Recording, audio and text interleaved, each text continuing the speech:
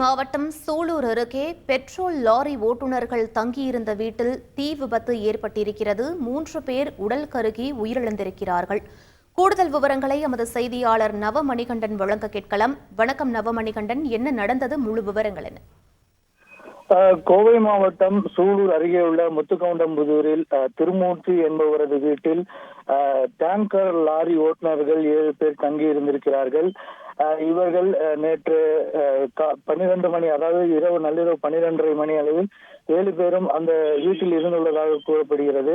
இந்நிலையில் அந்த வீட்டில் எதிர்பாராத விதமாக வைத்திருந்த பெட்ரோல் சமைக்கும் போது பற்றி 7 பேர் தீ விபத்தில் சிக்கியிருக்கிறார்கள். அந்த 7 பேரில் 3 பேர் கவலைக்கிடமாக மருத்துவமனையில் அனுமதிப்பட்டிருக்கிற நிலையில் சம்பவ இடத்திலேயே 3 பேர் இறந்திருக்கிறார்கள்.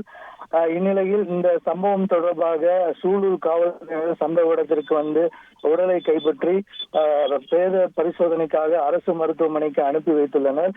இதனிடையே தீயணைப்புத்துறையினரும் அந்த வீட்டில் ஏற்பட்டிருந்த தீயை சுமார் 1 மணி நேர போராட்டத்திற்கு பிறகு தீயை அணைத்திருக்கிறார்கள்.